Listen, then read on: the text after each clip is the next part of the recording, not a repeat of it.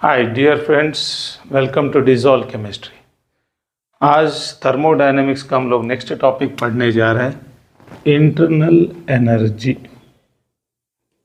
Very important thermodynamic function है ये। Okay, तो इस इंटरनल एनर्जी को समझने के लिए एक सिस्टम को अज्यूम करो। That system is a cylinder packed with 1 mole of gas। एक मोल गैस हम लोग ले रहे हैं and it is fitted with weightless frictionless piston से उसको फिट किया गया है। मान लो वो जो गैस हमने अजम्पशन किया है तो वो मॉलिक्यूलर है। ओके, जैसे कि हाइड्रोजन है या नाइट्रोजन, ऐसा मॉलिक्यूलर गैस है। तो next is, if I say that the 1 mole of gas confined in the cylinder, जो गैस हमने बंद करके रखा है, मान लो उसका तापमान है 25 डिग्री सेल्सियस, तो क्या होगा? 25 डिग्री सेल्सियस माने उसके अंदर एनर्जी होगा मॉलिक्यूल्स के अंदर। तो वो मॉलिक्यूल क्या करेंगे? सो दे मूव। ओके, तो हम बोलेंगे काइनेटिक एनर्जी रहेगा उसका। कैसा काइनेटिक एनर्जी? जैसे कि रोटेशन करेंगे मॉलिक्यूल्स, ओके, वाइब्रेट करेंगे, ट्रांसलेशन मोशन करेंगे। तो ये जो है, ये सारे जो वाइब्रेशन है, रोटेशन है, ट्रांजिशन है, ट्रांजिशनल मोशन है, तो ये सारे चीज़ें क्या करेंगे? छोटे छोटे एनर्जी से एसोसिएट करके रहेंगे। So they are all being associated with small amount of energy and all put together हम उसको बोलेंगे kinetic energy of the system बोलेंगे। पूरे सारे के सारे मॉलिक्यूल्स का काइनेटिक एनर्जी कहलाता है। उसके अलावा उसका पोटेंशियल एनर्जी भी होगा, जैसे कि इंट्रामोलिकुलर इंटरैक्शंस होंगे, आपस में एक मॉलिक्यूल से दूसरा मॉलिक्यूल के साथ इंटरैक्शन होगा, अट्रैक्ट करेगा, रिपल करेगा। ओके, बॉन्ड ब्रेक होगा, बॉन्ड एनर्जी होगा। तो ये सारी चीज़ें जो है तो उसको हम बोलेंगे पोटेंशियल एनर्जी बोलेंगे। तो हर कोई चीज़ हमारा एनर्जी को जो कंट्रीब्यूट कर रहा है और which is being associated with energy, some of all those energies associated with the system are called total internal energy of the system। Okay, ये सारे एनर्जी को एक साथ अगर हम मिला देते हैं तो उसको हम क्या बोलेंगे? Internal energy of the system बोल के बोलेंगे। तो ये इंटरनल एनर्जी जो है, it is a state function.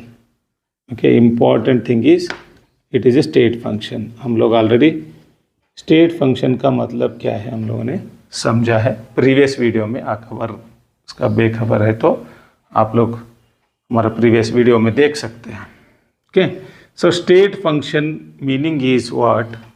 The internal energy of the system is only dependent upon the present situation, at what temperature it is there, okay, so or what are the conditions at which it exists, उसके ऊपर depend करेगा, ना कि वो system को कैसा बदलाव हमने लाया उसके ऊपर डिपेंड नहीं करेगा। And another important point is exact internal energy of the system we cannot determine, only change in internal energy can be determined। So therefore change in internal energy is equal to U final minus U initial। okay, ये दूसरा बात हो गया। तो कब कब change हो सकता है internal energy? What the things which will add to the internal energy of the system? कब सिस्टम का इंटरनल एनर्जी में बदलाव आएगा? जैसे मान लो हम लोगों ने क्या किया है, a Q amount of heat is given to the system. हम लोगों ने क्या किया? क्यू अमाउंट का हीट हमने दिया इसको। ठीक, देने के बाद क्या हो जाता?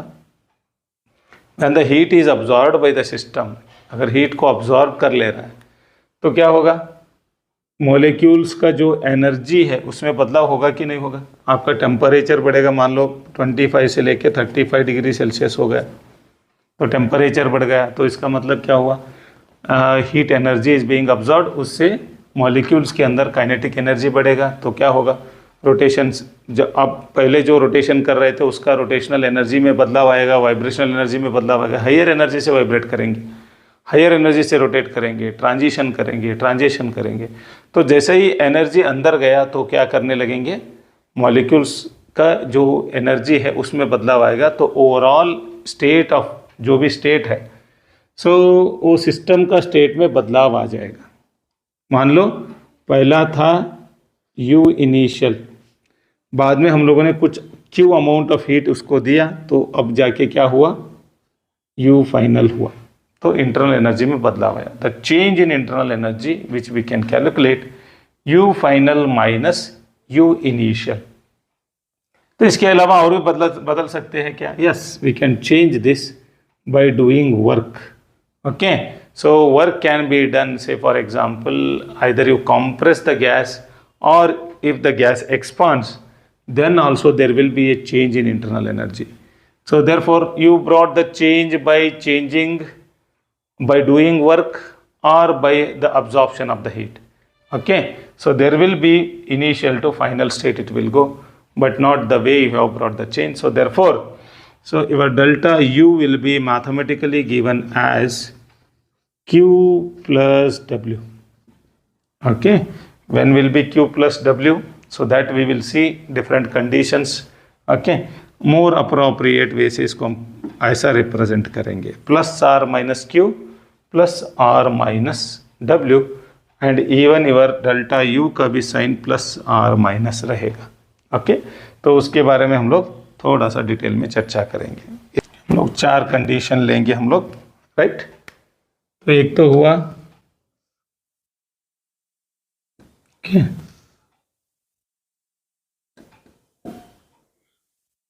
Right, so same 1 mole of gas confined in a cylinder with weightless frictionless piston, तो वो तो अजम्पशन कर चुके हैं हम लोग। तो अभी जो ये 1 मोल का गैस है, अभी उसका टेम्परेचर मान लो 25 डिग्री सेल्सियस है। अब हम लोग क्या कर रहे हैं, मान लो it is going to observe Q amount of heat is absorb by the system. इसका मतलब क्या है, तो आपका सिस्टम क्या कर रहा है, हीट को ऑब्जॉर्ब कर रहा है, तो उससे क्या होगा, उसका इंटरनल एनर्जी में चेंज आएगा। इंटरनल एनर्जी में कैसा चेंज आएगा, पॉजिटिव चेंज आएगा। पॉजिटिव चेंज का मतलब बढ़ेगा, क्योंकि heat is added to the system. तो आपका जो फार्मूला है, heat is added okay to the system means it is positive. Okay, so therefore what we can do, and in the meantime if it is doing some work, for example आपका Q amount of heat absorb हो गया, absorb करके थोड़ा सा उसमें से energy अपना आंतरिक शक्ति को बदल लिया, और थोड़ा एनर्जी वर्क करने में, काम करने में उसको इस्तेमाल कर लिया, तो W हम लोग रखेंगे। तो अब क्या हो जाता, delta U is equal to plus Q, heat is absorb bye the system, मतलब जो भी अंदर आता है हीट हो या वर्क, अगर it is added to the system then it is shown by positive sign. तो अभी हीट क्या हो रहा है, ऐड हो रहा है, और उसमें से थोड़ा खर्च कर रहा है, क्या कर रहा है, Q माइनस W, तो काम के रूप में थोड़ा सा एनर्जी को इस्तेमाल कर ले रहा है। So therefore delta U is equal to Q minus W, कब, जब some amount Q amount of heat is absorb and W amount of work is done by the system, थोड़ा सा एक्सपांड कर रहा है। The formula turns out to be delta U is equal to Q minus W। और second case में हम लोग देखेंगे, Q amount of heat is absorbed, okay, Q amount का हीट अब्जॉर्ब कर रहा है, और along with that a W amount of work is done on the system. तो एक तरफ से हम लोग क्या कर रहे हैं, गैस को कंप्रेस भी कर रहे हैं, दूसरी तरफ से हीट भी कर रहे हैं, तो दोनों क्या कर रहे हैं, both are adding to the internal energy of the system. दोनों तरफ से इंटरनल एनर्जी में क्या हो रहा है, बढ़ोतरी हो रहा है। तो इसका मतलब क्या हुआ, delta U is equal to plus Q plus W, because both are adding to the system.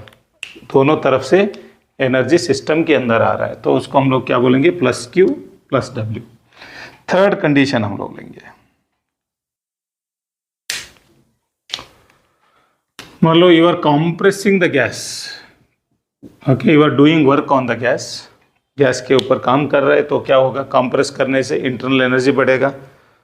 At the same time, उसी समय क्या होगा, इसके अंदर से हीट एनर्जी बाहर निकल रहा है।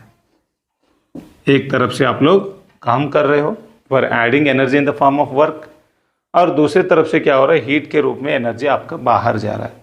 तो आपका डेल्टा यू क्या होगा, delta U is equal to plus minus Q, क्योंकि बाहर जा रहा है, in the form of heat क्या हो रहा है, in the form of heat energy is going out, so therefore minus Q, और work is done on the system, तो ए होगा plus W. Okay, and the gas is compressed, it will add to the internal energy of the system, and in the meantime if heat is given out, certain amount of the energy is escaping out as a heat, or okay, so therefore next is, this is a condition what we write, delta u is equal to minus q plus w. Then the last one is, now suppose gas is expanding, okay, एक तरफ से फैल रहा है, expand हो रहा है, तो it is doing work, expansion work कर रहा है।